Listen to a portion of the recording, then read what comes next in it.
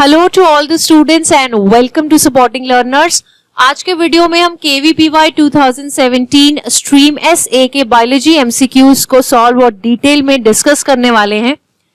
Questions को start करने से पहले मैं आपको ये बताना चाहती हूँ कि KVPY 2020 का ऑनलाइन एप्लीकेशन पोर्टल अभी भी ओपन है और इसकी क्लोजिंग डेट है 5 अक्टूबर 2020। सो अभी तक अगर आपने फॉर्म फिल नहीं करा है तो आपके पास अभी भी टाइम है ऑनलाइन अप्लाई करने के लिए। और एग्जाम की डेट है 31 जनवरी 2021। सो प्रेपरेशन के लिए भी अभी आपके पास टाइम है। KVPY की ऑफिशियल वेबसाइट का लिंक आपको इस वीडियो के डिस्क्रिप्शन बॉक्स में मिल जाएगा। टेस्ट से रिलेटेड सारी इंफॉर्मेशन आप इनकी ऑफिशियल वेबसाइट पर रीड कर सकते हैं। अगर आपने अभी तक प्रेपरेशन स्टार्ट नहीं किया और आप कंफ्यूज्ड हैं कि किस तरह से स्टार्ट करा जाए, तो इनकी ऑफिशियल वेबसाइट पर previous year question papers available हैं। आप उन क्वेश्चन पेपर्स को डाउनलोड कर सकते हैं and just go through that question paper to understand the format of the test कि किस तरह के क्वेश्चंस KVPY में पूछे जाते हैं। तो उससे आपको काफी आइडिया लगेगा कि आपको अपनी प्रेपरेशन कैसे स्टार्ट करनी है। अब हम इस वीडियो को स्टार्ट करते हैं with question number 1। Question number 1 says the major excretory product of birds is A urea, B uric acid, C nitrates और D अमोनिया। ये इस वीडियो का क्वेश्चन नंबर 1 है, बट जो क्वेश्चन पेपर है 2017 का उसमें ये 46th क्वेश्चन है। अब क्वेश्चन हमसे ये पूछ रहा है कि मेजर एक्सक्रीटरी प्रोडक्ट या नाइट्रोजनस वेस्ट बर्ड्स में क्या होता है। यूरिया होता है, यूरिक एसिड, नाइट्रेट्स या फिर ammonia. So the right option for this question is option B uric acid. ये क्वेश्चन क्लास 11th के chapter 9 excretory products and their elimination से आया हुआ है और NCERT के पेज नंबर 290 पर आपको ये पूरा कंसेप्ट मिल जाएगा। बेसिकली 3 फॉर्म्स होते हैं नाइट्रोजनस वेस्ट के। एनिमल्स जो अपनी बॉडी से nitrogenous waste, nitrogen containing waste जो एक्सक्रीट करते हैं अपनी बॉडी से, उसके 3 फॉर्म्स हो सकते हैं। One is ammonia, second is urea and the third is uric acid. तो इसी तरीके से तीन टाइप के एनिमल्स होते हैं। जो एनिमल्स अपना नाइट्रोजनस वेस्ट अमोनिया के फॉर्म में एक्सक्रीट करते हैं उन एनिमल्स को हम कहते हैं अमोनोटेलिक एनिमल्स। ठीक है, ammonia is very toxic and it is readily soluble in water. बहुत ज्यादा सॉल्युबल होता है ये वाटर में। तो जितने भी एक्वेटिक एनिमल्स हैं जैसे कि बोनी फिशेस, एक्वेटिक एम्फीबियंस और एक्वेटिक इंसेक्ट्स, ये पानी में रहने वाले जितने भी एनिमल्स हैं ये अपना नाइट्रोजनस वेस्ट अमोनिया के फॉर्म में एक्सक्रीट करते हैं। बट जो टेरेस्ट्रियल लैंड पे रहने वाले जो एनिमल्स हैं वो अमोनिया के फॉर्म में अपना नाइट्रोजनस वेस्ट एक्सक्रीट नहीं करते हैं। वो लेसर टॉक्सिक फॉर्म्स, अमोनिया से कम टॉक्सिक जो फॉर्म्स हैं यूरिया और यूरिक एसिड के फॉर्म में अपना नाइट्रोजनस वेस्ट एक्सक्रीट करते हैं। अब जो एनिमल्स यूरिया के फॉर्म में नाइट्रोजनस वेस्ट को एक्सक्रीट करते हैं उन एनिमल्स को हम कहते हैं यूरियोटेलिक एनिमल्स। ठीक है, यूरियोटेलिक एनिमल्स के एग्जाम्पल्स हैं mammals, human beings are ureotelic. We human beings excrete the waste in the form of urea.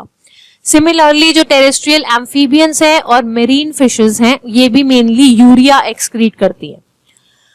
Right, but जो रेप्टाइल्स हैं, बर्ड्स हैं, लैंड स्नेल्स हैं और इंसेक्ट्स हैं, they excrete the nitrogenous waste as uric acid. और ये uric acid excrete करते हैं पेलेट या एक पेस्ट के फॉर्म में ताकि वाटर लॉस को मिनिमाइज करा जा सके, कम से कम वाटर का लॉस हो, वाटर को कंजर्व करा जाए अपनी बॉडी में।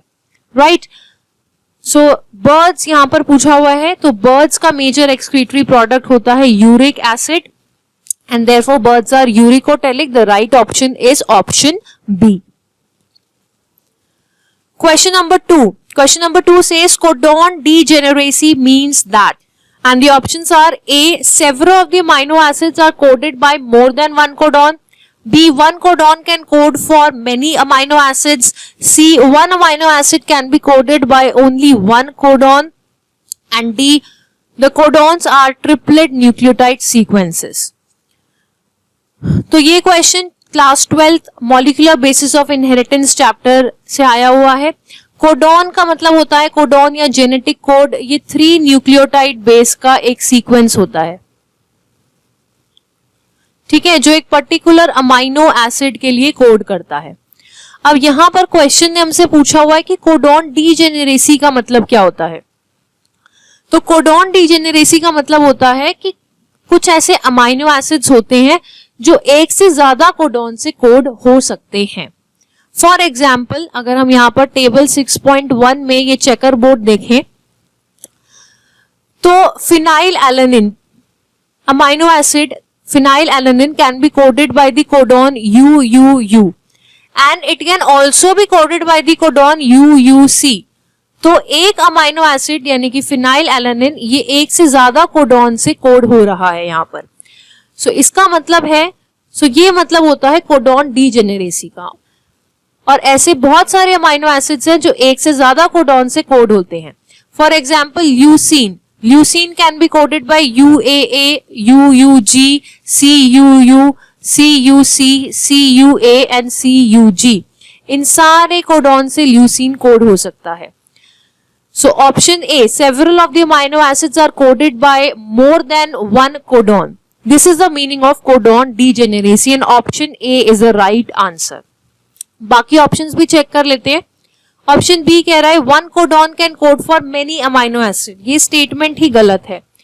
एक कोडॉन, एक पर्टिकुलर कोडॉन एक अमाइनो एसिड के लिए ही कोड करता है। फॉर एग्जाम्पल UUU कोडॉन जो है वो फिनाइल एलानिन के लिए ही कोड करेगा, वो किसी और अमाइनो एसिड के लिए कोड नहीं कर सकता। Option C, one amino acid can be coded by only one codon. This is also wrong. The codons are triplet nucleotide sequences. Codons triplet nucleotide sequences होते हैं, but this is not the meaning of codon degeneracy. So this option is also wrong. The right answer is option A. Page number 112 of NCERT of class 12th. ये concept आपको मिल जाएगा। Salient features of genetic code दिया हुआ यहाँ पर। And the third point is this, says that some amino acids are coded by more than one codon. Hence codon is degenerate. So degeneracy of codon का meaning point number 3 में हमने यहाँ पर NCERT में देख लिया। Moving on to the next question, question number 3.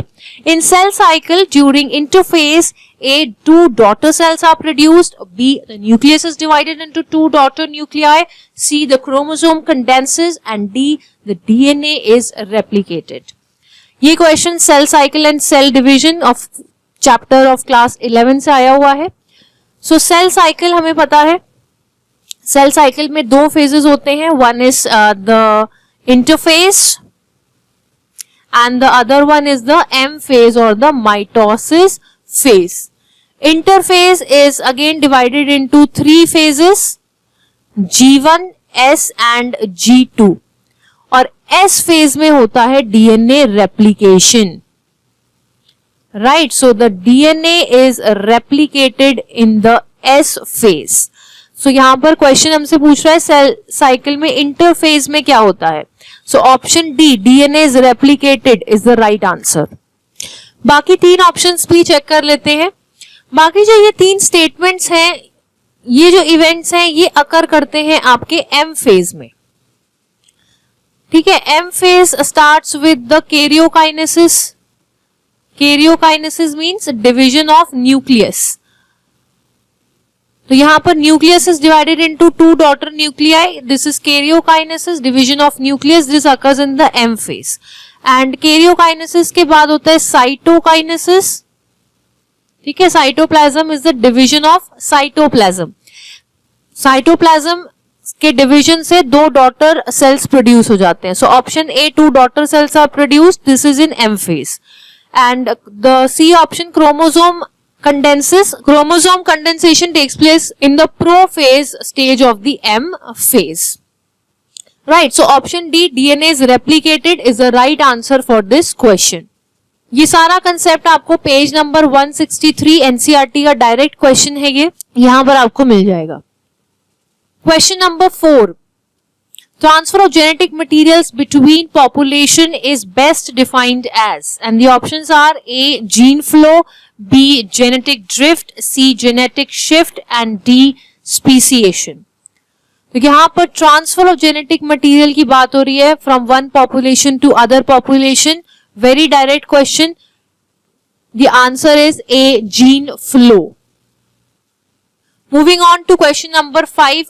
Which one of the following statements is correct about tobacco mosaic virus? A. It infects all monocotyledonous plants.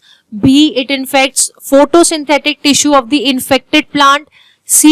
It does not infect other species belonging to the Solanaceae. And D. It infects gymnosperms. So tobacco mosaic virus, first of all, it's a single-stranded RNA virus.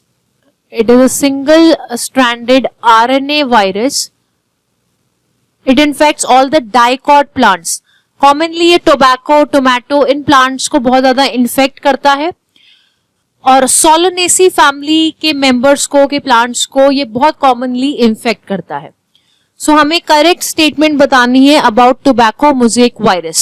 A. It infects all the monocotyledonous plants. No, it affects all the dicotyledonous plants. Second statement, it infects the photosynthetic tissue of the infected plants. Yes, this statement is the right answer for this question. It infects the photosynthetic tissue of the infected plant. C. It does not infect other species belonging to the Solanaceae. Solanaceae is a family of plants.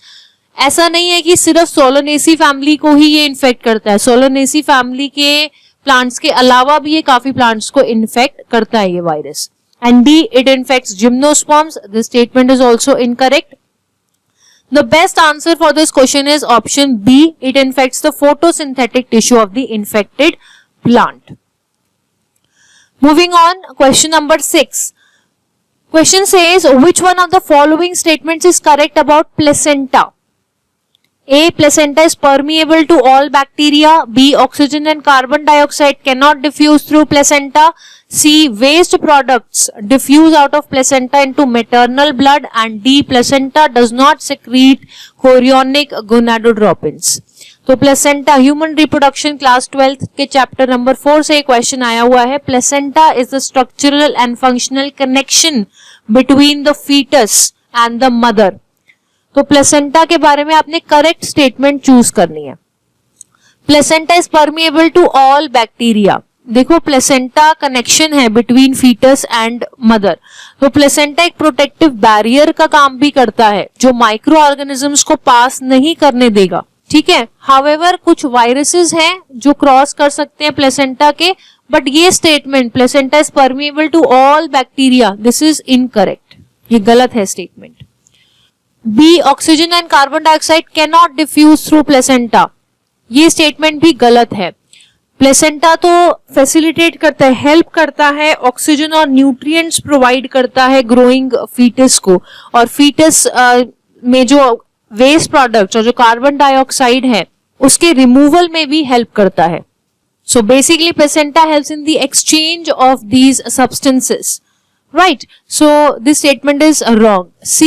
Waste products diffuse out of the placenta into maternal blood. Yes, जितने भी waste products हैं जो fetus की body, जो fetus produce कर रहा है, उनको eliminate करने का काम भी इस placenta का है. So ये waste products diffuse कर जाते हैं into the maternal blood. This statement is correct, and this is the right answer for this question. Option C is the right answer. D option कह रहा है placenta does not secrete chorionic gonadotropins. This is wrong. Placenta का endocrine role है. It is placenta functions as an endocrine tissue. Hormones produce करता है. One of the hormones is HCG, human chorionic gonadotropin. So placenta does secrete chorionic gonadotropins. So this statement is wrong. Right, so the right answer is option C. Moving on to question number 7. The respiratory quotient of the reaction given below is, ये आपको एक reaction दिया हुआ है, आपने इसका respiratory quotient बताना है. And your options are A 0.703, B 0.725, C 0.960 and D 1.422. तो रेस्पिरेटरी क्वोशिएंट की यहाँ पर बात हो रही है आर क्यू क्या होता है? Volume of CO2 evolved upon volume of O2 consumed. Respiration में बेसिकली होता क्या है? ऑक्सीजन को कंज्यूम करते हैं, ऑक्सीजन को यूज करते हैं और CO2 इवॉल्व करते हैं या रिलीज करते हैं। तो ratio of the volume of CO2 evolve to the volume of O2 consumed, ये जो रेशियो है इसको हम कहते हैं RQ। अब इस रिएक्शन के लिए इस रेस्पिरेटरी क्वोशिएंट की वैल्यू है 0.703। Option A is the right answer and this is given in your NCERT। NCERT में ये पूरा रिएक्शन गिवन है। ट्राइपैल्मिटीन फैटी एसिड का RQ आपको गिवन है 0.7, राइट। इसके अलावा आपको कार्बोहाइड्रेट्स का RQ भी पता होना चाहिए। Respiratory quotient for carbohydrates is 1। Fats का जो RQ है वो लेस देन 1 होता है, ठीक है।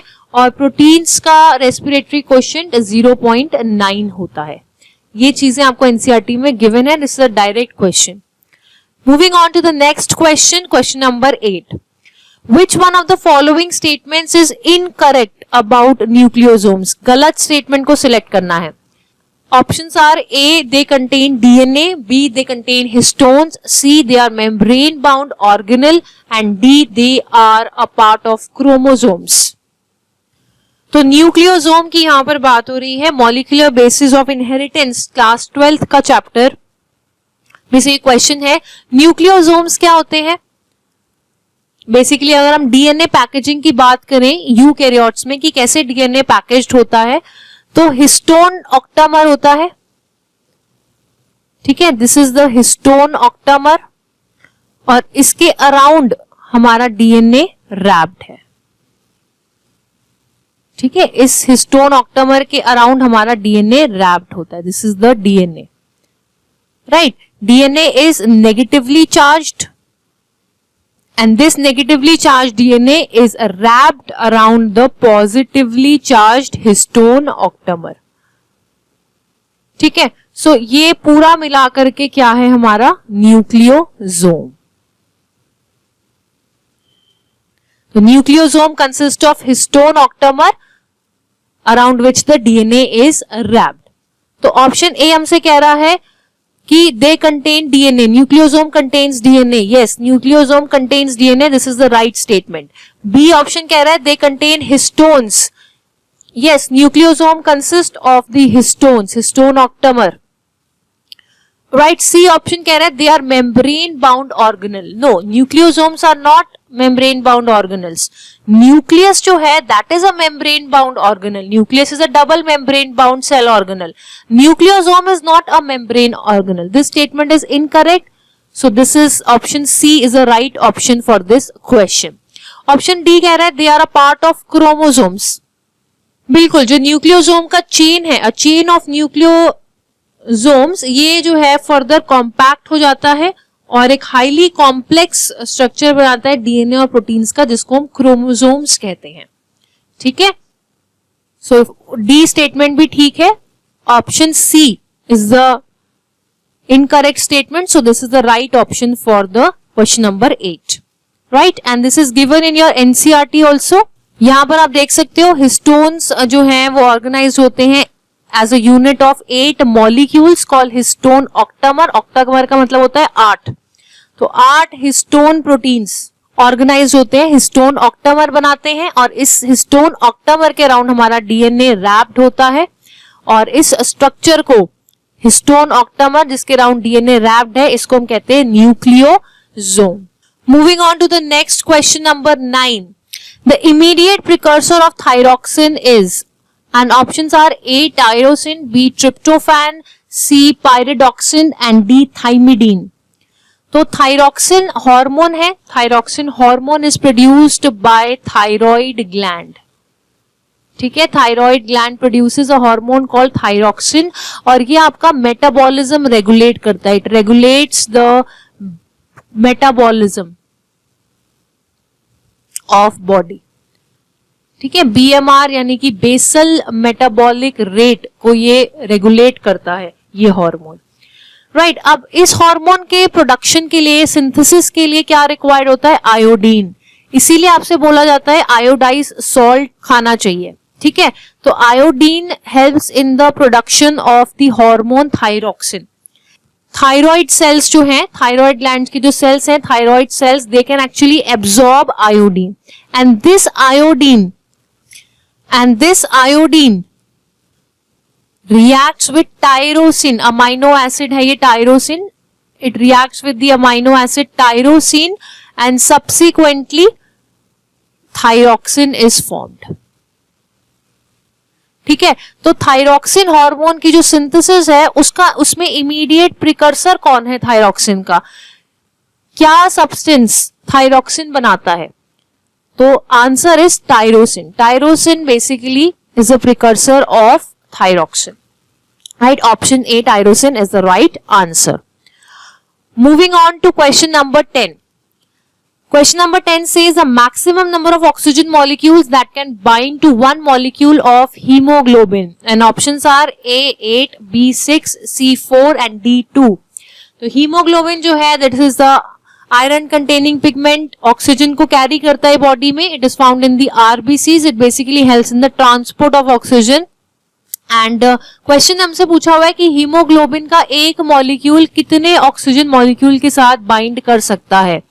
Very direct question, direct NCERT में गिवन है। Answer is option C 4. One molecule of haemoglobin can bind with 4 molecules of oxygen, and this is given in NCERT on page 274. यहां पर देखो, each hemoglobin molecule can carry a maximum of 4 molecules of O2. Right चलिए आगे बढ़ते हैं। Question number 11. Which one of the following biomolecules is synthesized in smooth endoplasmic reticulum? Options are A protein, B lipids, C carbohydrates and D nucleotides.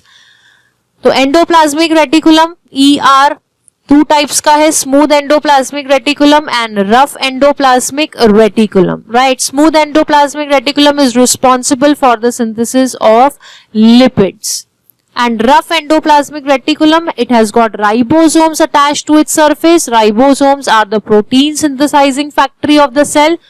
So RER, that is a rough endoplasmic reticulum, is responsible for the synthesis of proteins. Question ने हमसे smooth endoplasmic reticulum पूछा है, so the answer is option B lipids. The next question says the products of light reaction during photosynthesis include A ATP and NADPH, B O2 and NAD+, C O2 and H2O and D NAD+ and H2O. So photosynthesis, the process by which green plants can make their food. Photosynthesis का process होता है chloroplast में, ठीक है। और photosynthesis में 2 type के reactions होते हैं, basically light reaction and dark reaction, ठीक है। लाइट रिएक्शन होता है थाइलाकॉइड में, thylakoid of chloroplast, thylakoid of the grana of chloroplast, and dark reaction takes place in the stroma. अब लाइट रिएक्शन से क्या प्रोड्यूस होता है? The products of light reaction are O2 oxygen, ATP and NADPH, ठीक है। अब light reaction के बाद O2 तो it moves out of chloroplast,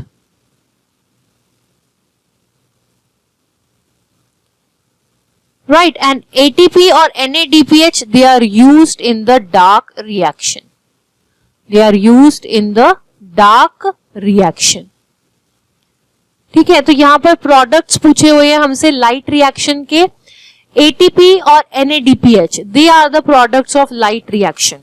option A is the right answer for this question. Option B में O2 तो light reaction का product है बट NADPH नहीं, ठीक है। सी ऑप्शन में भी O2 तो लाइट रिएक्शन का प्रोडक्ट है बट H2O नहीं, डी में भी NAD+ और H2O, ये तो दोनों ही नहीं है, ठीक है। So this option is also wrong. So option A is the right answer for question number 12. ये भी आपको सब डायरेक्टली गिवन है एनसीईआरटी में. एटीपी और NADPH are the products of light reaction. This is given in NCERT. Question number 13. Hypothalamus directly controls the production of which of the following hormones? And your options are A. Glucocorticoid and insulin, B. Insulin and glucagon, C. Atrial natriuretic factor and gastrin, and D. Glucocorticoids and androgens. Question हमसे क्या पूछ रहा है कि hypothalamus जो है वो directly किन हार्मोन्स की प्रोडक्शन को कंट्रोल करता है. तो देखो हाइपोथैलेमस जो है उसको हम क्या कहते हैं, मास्टर ग्लैंड. ठीक है, मास्टर ग्लैंड हमारा कौन सा है, पिट्यूटरी. ठीक है, pituitary is called the master gland. Master gland pituitary gland को क्यों कहते हैं, क्योंकि ये बाकी ग्लैंड्स के सेक्रीशन को कंट्रोल करता है. ठीक है, बाकी जितने भी और एंडोक्राइन ग्लैंड्स हैं बॉडी में उनकी सेक्रीशन को कंट्रोल करता है पिट्यूटरी ग्लैंड, और पिट्यूटरी ग्लैंड की जो सेक्रीशंस हैं उनको कंट्रोल करता है hypothalamus. So hypothalamus is called the master of master gland. Why? Because it directly controls the synthesis and secretion of the pituitary hormones. ठीक है, अब इसका मैं आपको एक एग्जाम्पल देती हूँ. फॉर एग्जाम्पल जैसे ये हाइपोथैलेमस ये प्रोड्यूस करता है क्या, ये प्रोड्यूस करता है corticotropin releasing hormone. Corticotropin releasing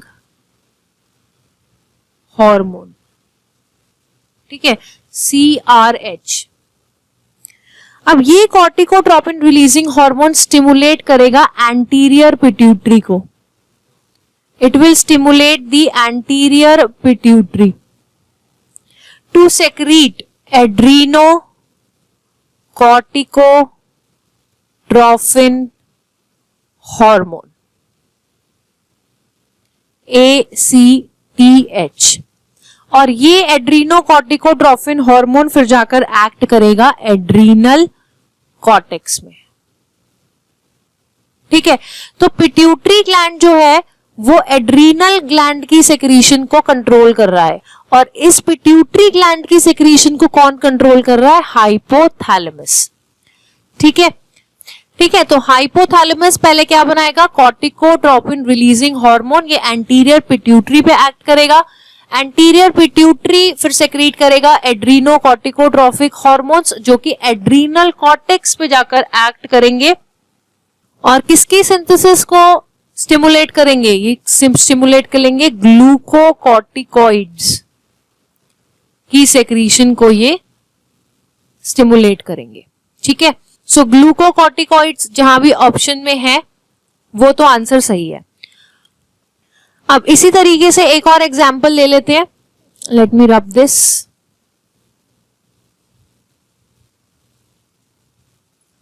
अब इसी तरीके से एक और एग्जाम्पल कंसिडर कर लेते हैं.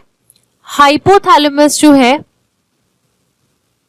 वो एक और हार्मोन बनाता है GnRH. ठीक है, that is gonadotropin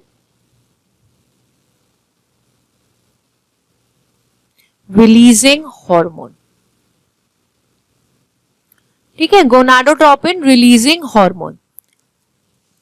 this gonadotropin stimulates the pituitary gland. ये पिट्यूटरी ग्लैंड को स्टिमुलेट करेगा to release LH. LH that is the luteinizing hormone. Luteinizing hormone. And this luteinizing hormone will act on the Leydig cells. ठीक है, Leydig cells जो आगे बनाएंगे testosterone. Testosterone we know that it is the male androgen. ठीक है, so hypothalamus जो है that is directly controlling the production of the androgens, and hypothalamus is directly controlling the production of glucocorticoids. So option D, glucocorticoids and androgens is the right answer for this question. Question number 14. Which one of the following drugs is not obtained from fungal or plant sources? इनमें से कौन से drugs ना तो fungal source से obtain होते हैं ना तो प्लांट सोर्स से ऑब्टेन होते हैं? A. Penicillin, B. Rezorpine, C. Acetaminophen and D. Quinine. तो ऑप्शन ए पेनिसिलिन, तो पेनिसिलिन ऑब्टेन होती है Penicillium. Penicillium is a fungus. ठीक है, so option A is not the right answer. Option B, Rezorpine. Rezorpine is actually an alkaloid. This is obtained from the roots of the plant Rauwolfia. ठीक है, Rauwolfia serpentine. Rauwolfia serpentine जो है ये एक plant है. ठीक है, ये यहाँ से ऑब्टेन होता है रेजरपाइन, और रेजरपाइन को यूज करा जाता है, इस केमिकल को यूज करा जाता है टू ट्रीट स्नेक बाइट्स. ठीक है, स्नेक बाइट के टाइम पर इसे यूज किया जाता है, और हाई बीपी ट्रीटमेंट में भी इसको यूज करा जाता है. तो ये तो प्लांट सोर्स से ऑब्टेन हो गया, तो reserpine is not the right answer. Acetomorphine. Acetomorphine जो है ये कॉमन नेम है पैरासिटामोल, जो आप सर दर्द के लिए बेसिकली यूज करते हो, पेन रिलीफ के लिए यूज करते हो. This is not obtain from any fungus और any plant source. So this is not obtain from fungal और प्लांट सोर्स. यही क्वेश्चन हमसे पूछा हुआ है. Option C is the right answer. और डी ऑप्शन है क्यूनिन. क्यूनिन जो है this is obtain from the bark of cinchona tree. Bark of cinchona tree. ठीक है, और ये मलेरिया के ट्रीटमेंट में बहुत यूज करा जाता है. It's a very important drug used for the treatment of malaria. ठीक है, तो ये प्लांट सोर्स है, इसका प्लांट से ऑब्टेन होता है ये. So the right option for this question is acetomorphine. Acetomorphine is not obtain from any fungal और plant source. Question number 15. It says John Baptiste Lamarck explained the evolution based on A. Natural selection, B. Survival of the fittest, C. Mutation and D. Inheritance of acquired characteristics. तो Lamarck ने बात करी थी inheritance of acquired characteristics की. Option D is the right answer for this question. Natural selection, survival of the fittest, ये तो concepts हैं Darwin की थ्योरी के. तो यहाँ पर ये कॉन्सेप्ट आपको मिल जाएगा page number 134 of class 12 NCERT. तो ये कॉन्सेप्ट आपको एनसीईआरटी क्लास 12 की एनसीईआरटी पेज नंबर 134 पर मिल जाएगा. और यहाँ पर लिखा हुआ है कि डार्विन से पहले एक फ्रेंच नेचुरलिस्ट आए थे लेमार्क, और लेमार्क ने थ्योरी दी थी, theory of inheritance of acquired characters. Right, तो इन्होंने इस थ्योरी को एक जिराफ के एग्जाम्पल से यहाँ पर एक्सप्लेन करा हुआ है कि उन्होंने बोला कि पहले जिराफ की नेक जो होती थी वो शॉर्ट ही होती थी, बट क्योंकि उन्हें टॉल ट्रीज में जो लीव्स हैं उनको खाना होता था, इसीलिए वो अपने आप को उन्होंने अडेप्ट कर लिया, अपनी नेक को इन्होंने इलोंगेट कर लिया. तो ये इलोंगेशन ऑफ द नेक ये एक एक्वायर्ड कैरेक्टर है. ठीक है, और ये character of the elongation of this character of elongated neck ये आगे वाली generations में फिर pass on हो गया. ये बात बोली थी लेमार्क ने, बट आज की डेट में ये थ्योरी एक्सेप्ट या बिलीव नहीं करी जाती है. Right, so the answer for this question is inheritance of acquired characters. ये evolution based on inheritance of acquired characters. This was given by Lamarck.